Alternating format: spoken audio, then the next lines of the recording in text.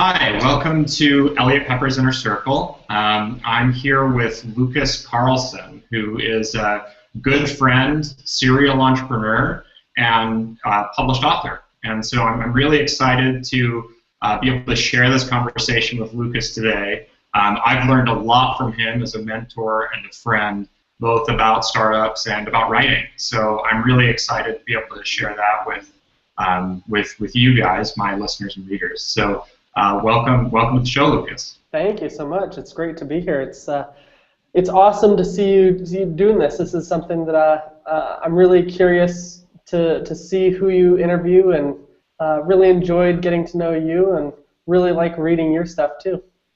Well, thanks so much, and I'm honored to have you as one of our initial folks on the show. So this is fantastic. So maybe we can actually just start out if you can share a little bit more about your background, so that everybody listening can get to know you almost as well as I do. Yeah, absolutely. So my background is as a programmer. So I've been programming since 1996. I started out with PHP, then I learned Ruby.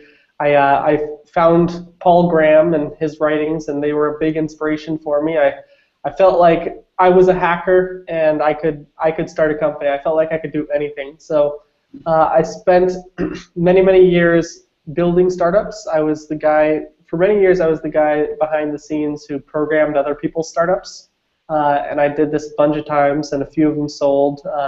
One of the biggest ones was Mog, the music streaming service that sold to Beats, which sold to Apple just recently. So that was awesome.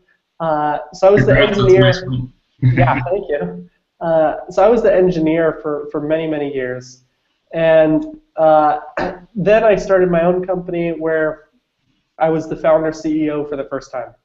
And that was about 4 or 5 years ago now. And we raised $10 million and signed up over 100,000 people for the service. And about a year ago, it was acquired. And so one of the biggest telcos in the United States bought us, and has been treating me great ever since. That's fantastic. Congratulations on that as well. Thank you. So that makes me think of something right away.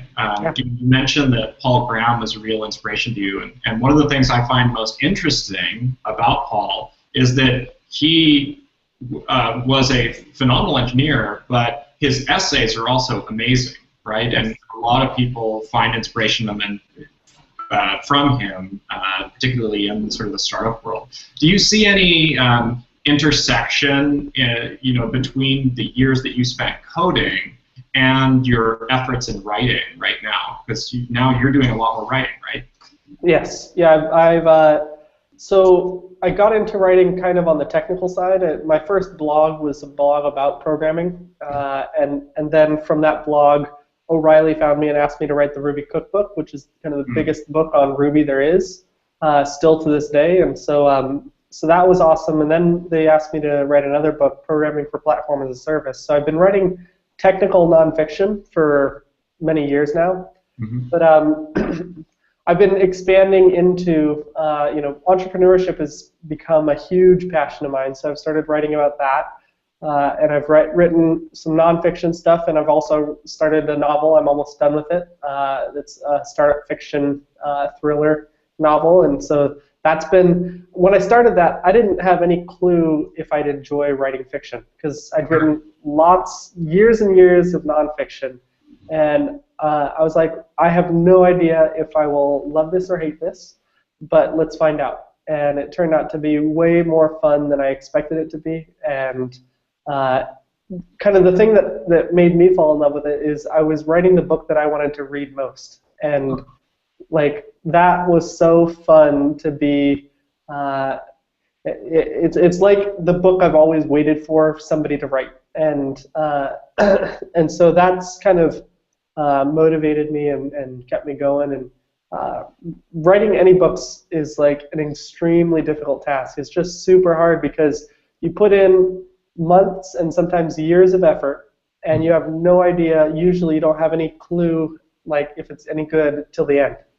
And so it's a constant battle. It's a constant struggle. It's like, is this even good? Is this worth writing? But you have to find an inner reason to write that's deeper than what other people will think. Otherwise, you'll never finish it. And does that creative process and sort of the struggle of going through the writing process, which obviously I can identify with a lot, are there any parallels there between the years that you spent coding? Oh, absolutely. I think that, excuse me, I definitely think that programming languages definitely have a strong parallel to written language. I think that debugging code is very analogous to editing a book, a novel even. Trying to say something in the most efficient, elegant way it has a lot of similarities to trying to write beautiful code. And when you're writing nonfiction, it's like, how can you best puzzle out the best way to transfer these ideas? I think programming is about building, helping a computer create a formation of an idea that's in your head. So you're translating information in your head to a language that the computer can also speak, and you're trying to transfer this information. Nonfiction is very similar. You're trying to transfer from one head into another person's head an idea, a concept, a strategy, and to do that, you can't just say what's on your mind. You can't just speak your mind. You have to.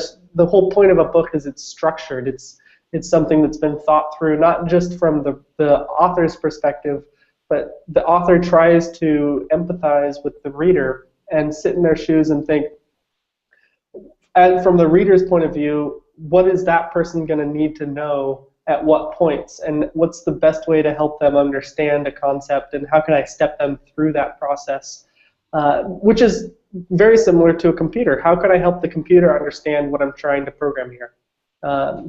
So I think there are definitely similarities. So programming is sort of like writing a novel to a computer. That's right. Yep. The computer's your reader. Yep.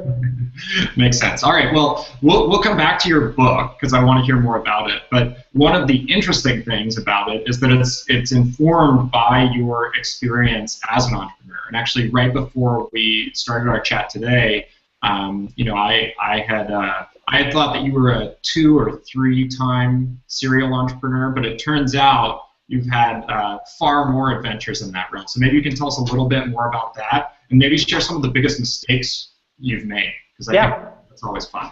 Yeah, for sure. So yeah, even though I've been a programmer for most of my career, I've always, ever since reading the Paul Graham stuff, I've tried to start companies on the side.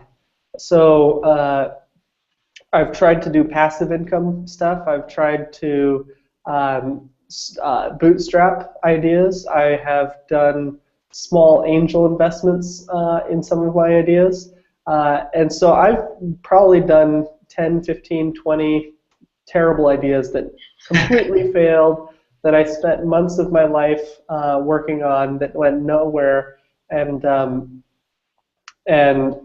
yeah, it was almost like, it was about 10 years of my life that I dedicated to chasing quick money, like trying to have my cake and eat it too. I tried to, I had a great career making great money programming, but I was like, I want to create something that will augment my income. I want to create something that will let me retire, so that I just have to cash the checks and I can go off to Bermuda and hang out with my wife, and just like that was my mentality for pretty much 10 years. Yeah, it was how can I optimize for that? And I never succeeded. It was just failure after failure, and every time I learned something, but I can only see that now in retrospect. At the time it's just like, well, I think I've got a great idea and I'm going to spend months working on it, and then it goes nowhere. And it's very, it's a brutal process to go through, and it's just like, it was an addiction to keep trying to do more ideas. And but it all it built character, and it taught me everything to prepare me for my successful company. So I recently recently moved back to the Bay Area from San Diego. And one of the things I've discovered in San Francisco recently is that everyone has a startup, right? I think it's probably the equivalent if you live in New York. If you work in banking and you mention that at happy hour, it's almost like people ignore it, right? It's like, okay, yeah, whatever.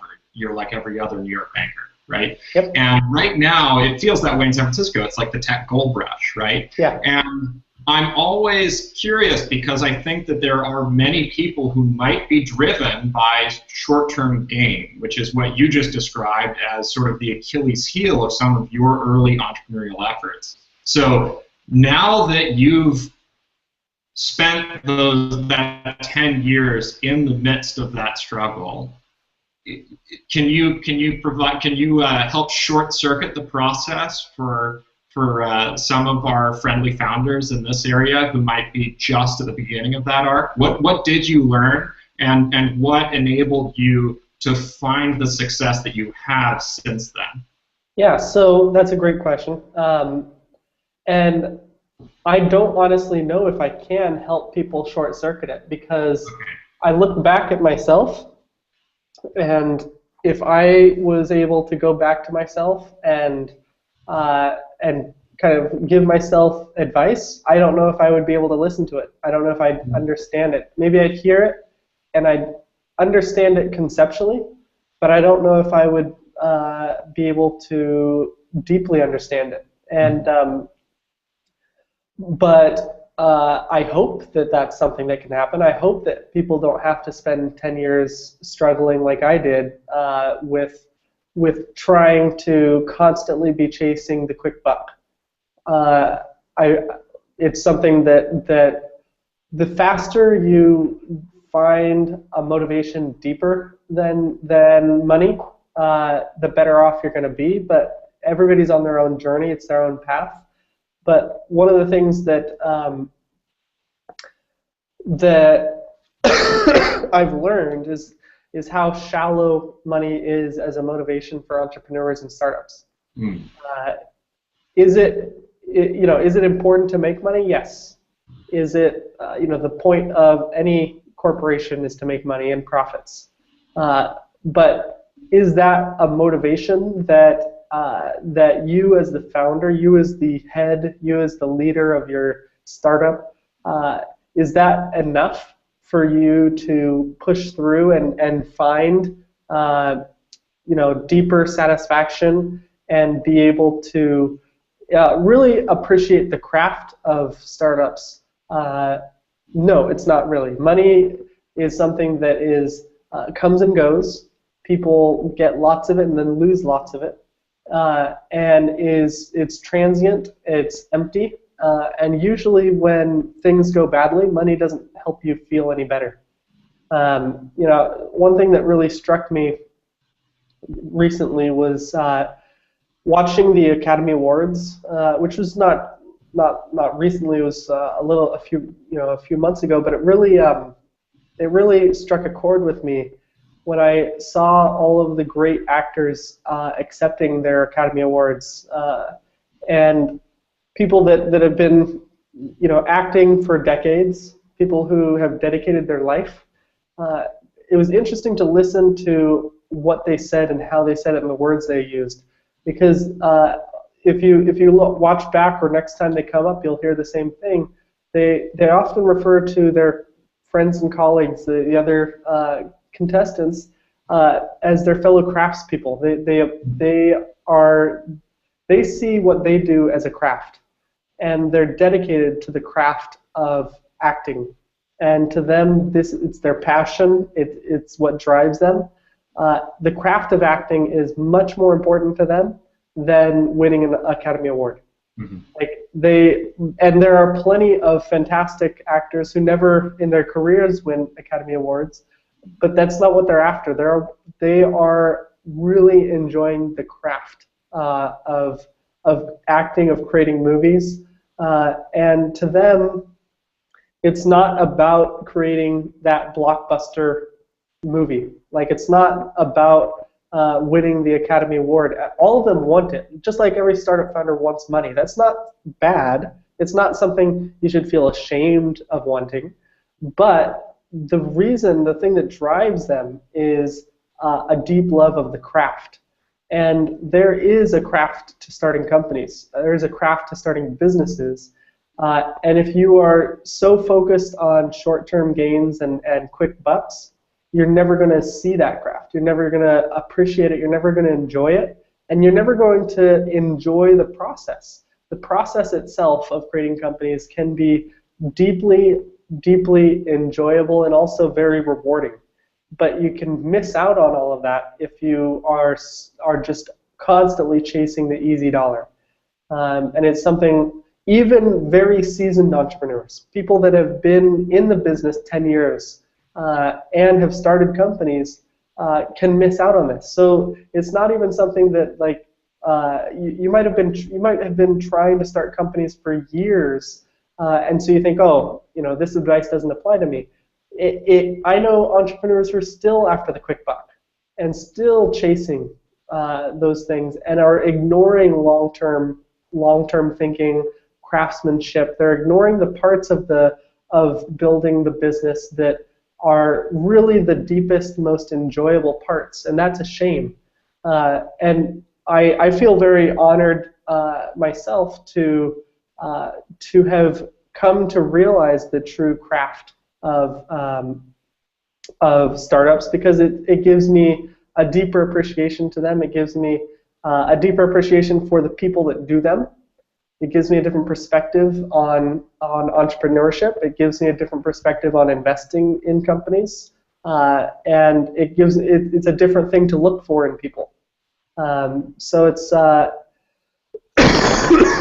truly believe that there's a latent craftsmanship in startups that is the most rewarding, and sometimes not the most of the startup founders you see are not practicing that. They're not appreciating the craft. They're not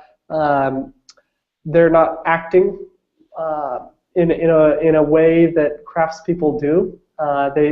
They think that their startup, the startup they're working on right now, that's gonna be it. This is it. They're gonna put everything in their entire world, every ounce of effort. They're gonna put their entire body and soul. They're gonna work 48 hours a day and figure out how to add those extra 24 hours. They're going to work themselves to the bone because this is it. This startup is the most important thing in their life, and they're going to die on the top of the mountain for, like, that's it.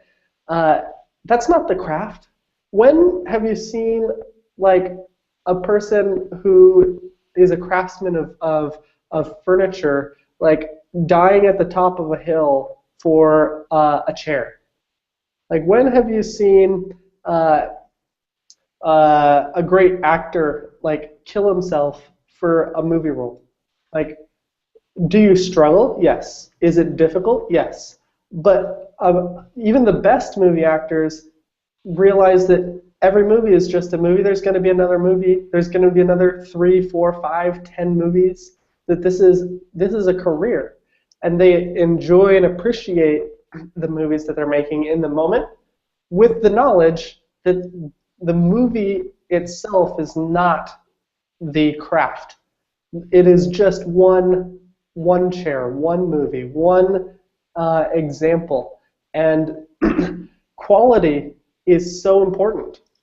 Putting high quality, not just spending every waking hour of your day beating yourself up trying to do a startup, but putting really high quality, not just quantity, not just number of hours, but quality of hours into your company, and thinking about how this plays out over years and years and years. Those are things that a lot of people miss out on because they're so busy chasing the must-do opportunity, the thing right in front of their nose that if they don't get that, then everything's over and it's not worth doing. Like, craftsmanship is dedication regardless of the outcome. Dedication regardless of whether it succeeds or fails. The craftsman who is building chairs, they might screw up a chair. That doesn't mean that their career is over. They just start another chair. It's like, it's because they love the craft, not that they're in love with any one item that they're building. Okay, so if there's this dichotomy between founders who are focused on the quick buck and founders who treat entrepreneurship as a craft, doesn't that present a bit of a challenge, because doesn't the craft of entrepreneurship involve making money? In a certain Absolutely. sense, building a business is very outcome based as a craft, right? Yes, so absolutely. How does that work? Well, the difference is absolutely the craft of building a business is to make money. But is money the ends or is it the means? Mm. And for a craftsman, it is the means. To people chasing short-term gains, it's the ends, and they wear themselves out. It's an illusionary goalpost that always moves, and you're never satisfied. There's never enough, because you never get enough money. The pit is too deep inside of you. It doesn't fill up with money. But I think that there's more than just two. I think there are people that are always chasing the buck, always chasing trying to, when they fundraise, they're chasing, let me find the easiest way to raise $100,000. Let me find, who's the first person that will write me a check, regardless of whether I ever want to work with this person, whether I think that person's the right match for my company, whether they don't think, okay, raising money isn't just about $100,000. It's not just about $10 million. This is about a relationship with a person who's going to stay with me for the next 5 to 10 years as I build this business. Do I want to be with this person for 5 to 10 years? People chasing the quick buck will say, I don't care. I just need, my doors are going to close. My startup's over if I don't close this $100,000 angel deal with this guy that I don't want to be in business with. Mm. And the craftsman is this is a craft. This is something I want to do for 5 to 10 years, and if I go with this guy, I'm going to make the next 5 to 10 years of my life miserable. Mm-hmm. So it is better just to have the whole company shut down and start my next thing, sure, my next chair, my next movie, my next startup, and hopefully that one will find a better investor, and then I'll be somebody that I want to partner with, than it is to just be chasing the quick buck. The ultimate goal is to make money, but the goal is to make money, quality money, not short-term money, to find a real deep need that adds real value to people's lives and to solve it, and only because of that make profit.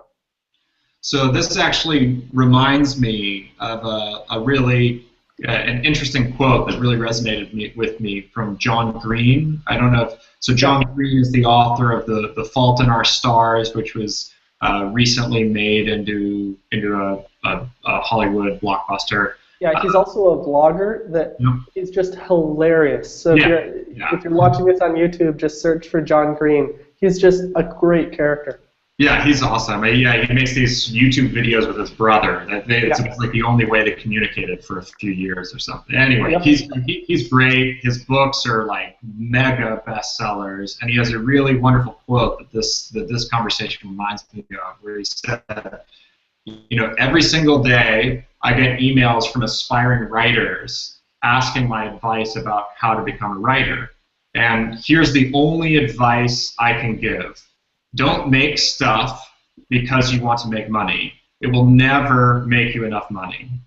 Don't make stuff because you want to be famous, because you will never feel famous enough.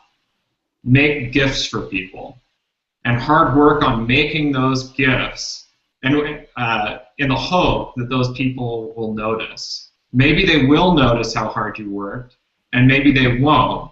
And if they don't notice, I know it's frustrating, but ultimately that doesn't change anything, because your responsibility is not to the people you're making the gift for, but to the gift itself.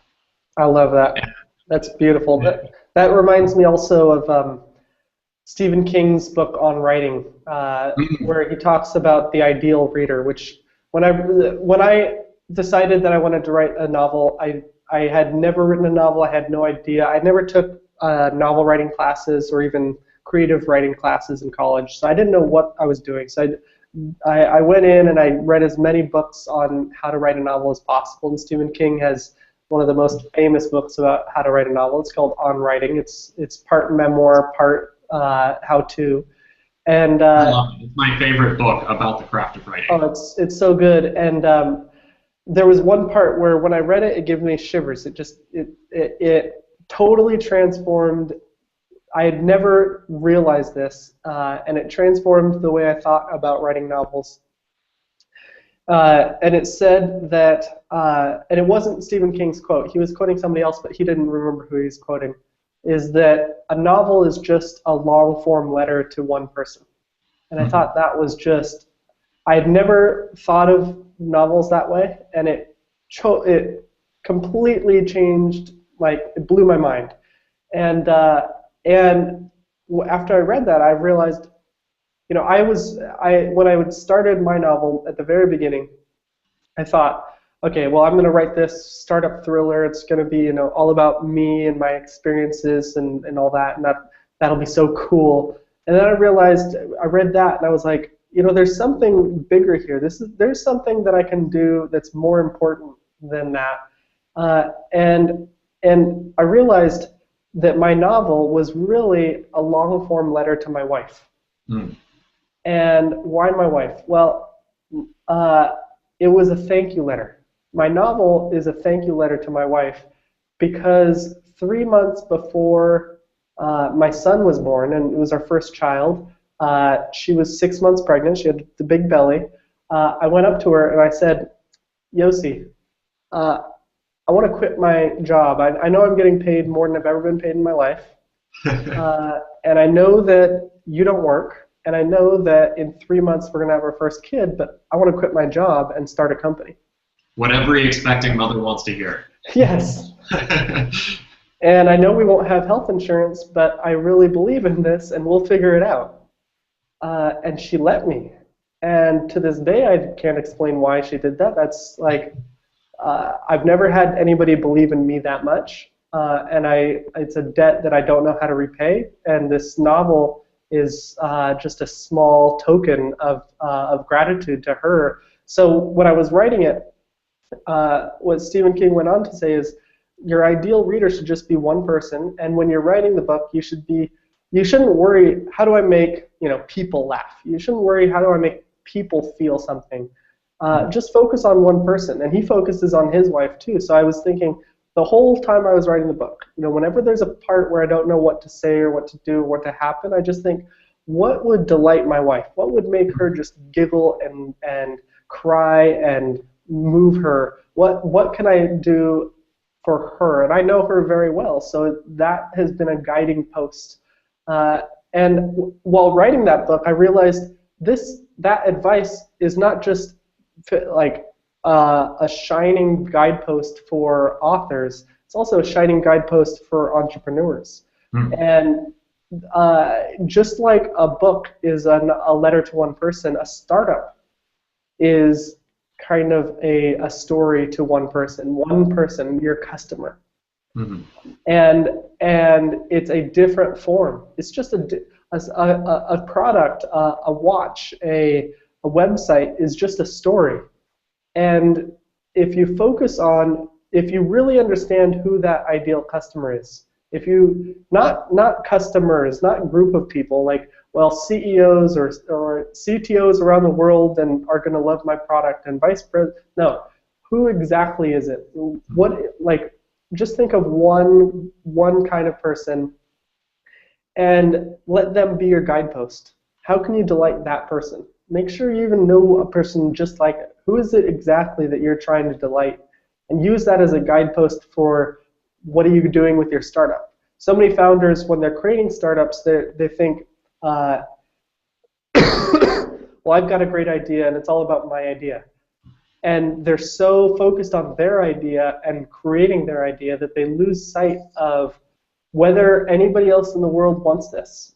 And if you're constantly trying to think of your startup from the perspective of your ideal customer, it changes everything. It shifts it adds so much empathy to the product. And a great mentor of mine once told me that when somebody comes to your website, they have to, when they land there, it should feel like the heavens are opening. When they see your page, they should be like, why have I never, ever in my life not found this before? This solves my problem so amazingly well. This page knows me, knows my problems, and is exactly what I've been looking for somebody to fix for so long. And I love that. I think it's it's not about making a clever idea. It's about solving real problems for real people. So there's a startup in San Diego that did something really interesting that I share this story with most of the companies I advise because I found it really cool. They were working on a new software product, and before they started going out to raise money, before they started really optimizing their product at all, they went around and they found a few candidates for who they thought could be their ideal customer, in the same sense that you're describing Stephen King's ideal reader, right? Yeah. And they did video and audio interviews with these people. And what I was most impressed by is, I mean, not that they did interviews, like how many companies do interviews with their customers, right? But what I was impressed by is that they really tried to double down on the empathy part. So when they were talking to these candidates for ideal customer, they asked them a lot of emotional questions.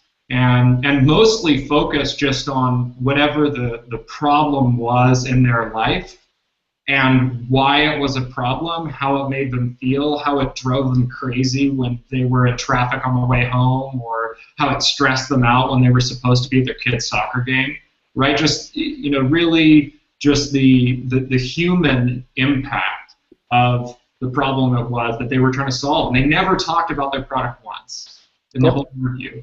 And I can tell, like, I actually should check in on the company to see where they're at right now. I'm sure they're doing fantastic.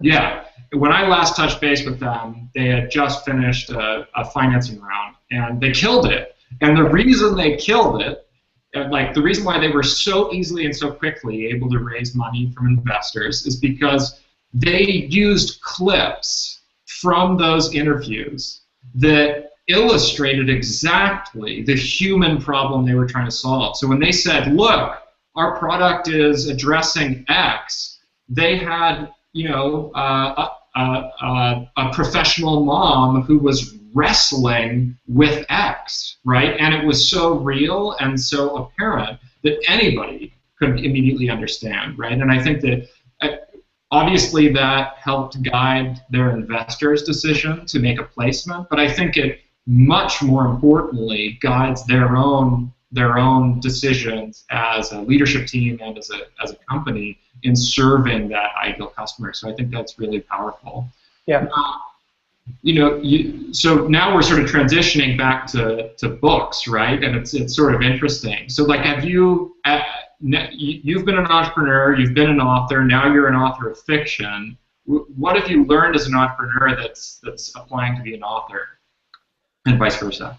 Yeah, well, right now in the last few years, self-publishing has just gone through the roof. It's really transforming. It hasn't fully transformed, but in the last few years, it's crossed a chasm. It's crossed a tipping point, and what that has enabled is a generation of writers who are on their own to publish stuff.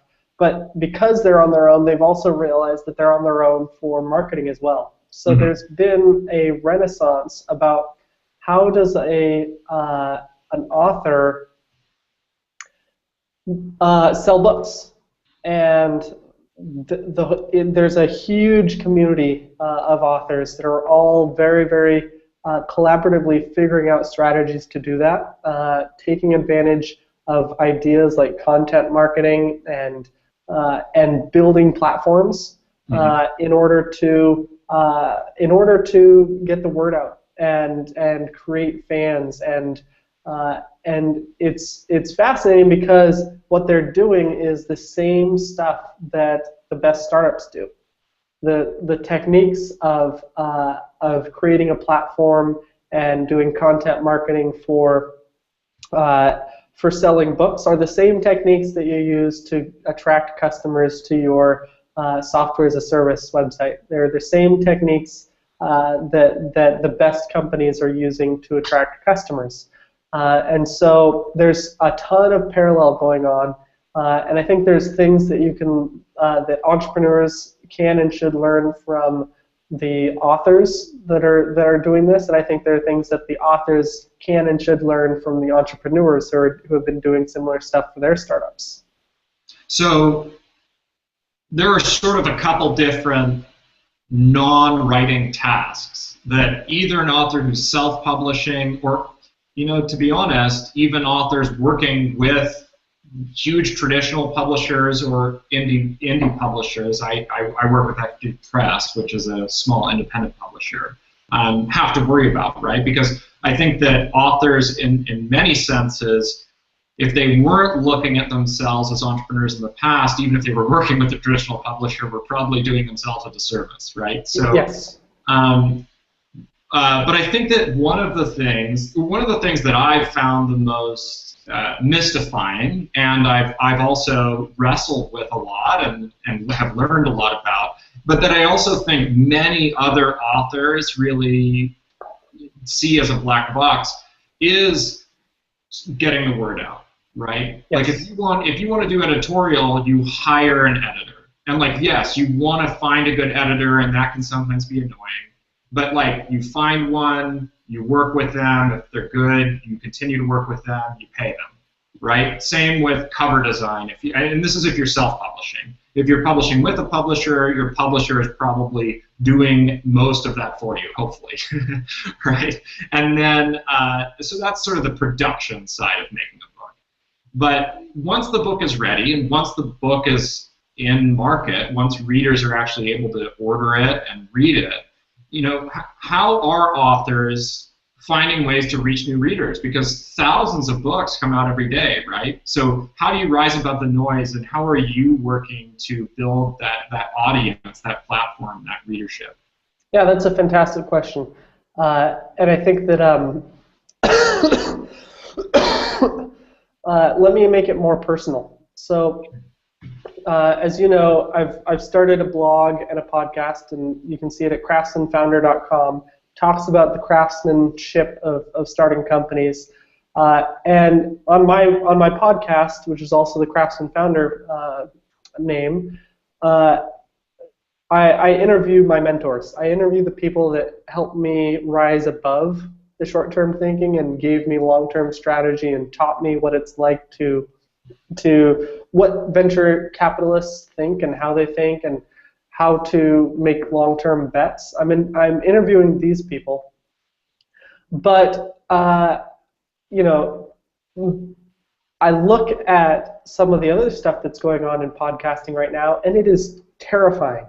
So Kevin Rose has a podcast called Foundation, and Kevin Rose not only is an awesome dude, founder of Dig, and just he's amazing, but he interviews people like David Copperfield and Elon Musk, and it's like, how can why should I, little old Lucas Carlson, make a podcast when there's stuff like that where the quality is better, the content is better, the guests are better, the platform's better. Like, in some of the podcasts I love and listen to every day, there's Tim Ferriss's podcast. There's James Altucher's podcast, that James Altucher show. Every episode, I listen to all those things. And James Altucher has like 500,000 listeners. And it's very intimidating. It's very scary for somebody like me starting out with just a tiny little group of people that are listening. And it's like, why do I even try? Sometimes it beats me down, like, why am I even trying? Why am I struggling when people like James Altucher have 500,000 people and people like Kevin Rose are interviewing David Copperfield? Like sometimes it can feel very intimidating. And the answer to that is also the answer to how do you get noticed. The answer is, just because there are people out there with huge platforms that are hugely successful, selling millions of books, hundreds of thousands of listeners, doesn't mean that you have to basically put blinders on to the outside world. You have to have inspiration. You have to be looking for inspiration. But instead of saying, well, I want 1% of James Altucher's crowd, or I want 1% of Tim Ferriss's crowd, you can't think that way. That way, it goes nowhere. You have to focus on building your own tribe. And that's the key to success in whether it's a startup or writing books. You have to build your own tribe. People who believe in the same things you do and are interested in the same things you are. And if you do that, you have to focus on what's in front of you and whatever you have, whatever resources you have. And building that tribe, however small it is to start with, that's what you cultivate. And you have to just put blinders on to whatever success you see outside, and focus on creating fans. Focus on creating people who are just as passionate about the ideas you're sharing as you are. Because ultimately, when you think about it, you don't scale. No person scales. So I could stand on a sidewalk and I could yell all day, craftsman founder, craftsman founder, craftsman founder, and I just don't scale. I can't go to 12 cities all at once. But if I get 12 people who believe in the craftsman founder principles, who are in 12 cities, and start talking to other people about these concepts, that's the only way ideas can spread. And so focusing on building your own tribe around the mission and concepts and belief systems that you have it's hard. It takes a long time. It takes a lot of effort. It's a skill, and it's not easy. But if you ignore it, then you have nothing. Then you don't have any. You're relying purely on luck. And craftsmen don't rely on luck. They rely on skill and knowledge. And so there are people who make it lucky and hit it great and sell their company for $18 billion in 12 months. That happens. But that's not what you're aiming to do. So to get attention, talk about what you believe in openly and publicly with as many people as you can, and gather them. Create a mailing list. Email them once a week. Nurture them and listen to them. Listen to what their fears are, their hopes, their dreams, and build around that. So speaking of helping to spread good ideas, maybe you can help me out. I'm always interested in good book recommendations. So if hopefully we will have ambassadors for the Craftsman Founder spreading those concepts and principles in cities around the world. So in the meantime, maybe you can give me a few book recommendations. What are the best books you've read this year? So who are you an ambassador for right now? Yeah, so one guy that I discovered this year that totally blew my mind. When I read it, it was one of those times, one of those rare occasions where you read a book and your whole world changes in front of your eyes. The entire way you saw the world happen flips on its head. And that book was called Trust Me, I'm Lying by Ryan Holiday. the subtitle is Confessions of a Media Manipulator. So this guy, Ryan Holiday, is like a marketing guru genius who was the vice president of marketing for American Apparel at like 21 years old. So like he's a savant. And he's manipulated press to get huge coverage for American Apparel, outsized coverage, and the entire industry does this. The way media works is explained in this book, and if you remember, you might remember when the Paul Graham thing came out, where the video was edited to make him sound like he was against women in startups or something like that. Mm-hmm. Big controversy. It was amazing because I just read Ryan Holiday's book the week before that came out. And in his book, he talks about exactly that method. And that method is just one technique that people use to manipulate media to get attention for themselves and their websites. Hmm. So when it came out, lots of people were focused on the Paul Graham and like, oh, Paul Graham, like, is he against women? Like, they focused on that, which is exactly what the media manipulator behind it wanted to happen. Hmm. The real story is that it was a textbook execution of media manipulation that isn't out of the normal. This happens all the time, and it's used by media manipulators in order to generate discussion. So people talking about whether Paul Graham's against women, that they're being manipulated by media manipulators. So just having that discussion is being part of being manipulated by people intentionally trying to get people to click on their website and profit from it. So that book is amazing, and it'll change the way you see the world. And it goes into history of media too, which is awesome. Mm-hmm. And then in fiction, the book that I'd say I enjoyed the most this year was The Goldfinch by Donna Tartt. She only writes one book a decade. So she takes 10 years to write a book, and every time she writes one, it is a huge bestseller, sells millions of copies. And she's only written 3 books, and all of them have been multi-million-dollar copies sold. All of them have been fantastic, and she's only got 1 or 2 more books left in her. She's said that in a few interviews, because it takes so much out of her to write these things. And when she described how she wrote, it was really beautiful, because she said, my books are like paintings, and the way I paint is like taking a huge canvas and painting the entire canvas with a brush that has one thread on it. Oh, wow. And I thought that was beautiful. That just stuck with me. I'll always remember it. So it's a great story. That's wonderful. Well, thank you very much. I look forward to reading both of them. And thank you also for being on the show today. So when do I get to read your upcoming book? Because as you know, I'm a big fan of startup fiction and startup thrillers. Yeah. So I'm looking forward to getting my hands on it. When do I get to read it?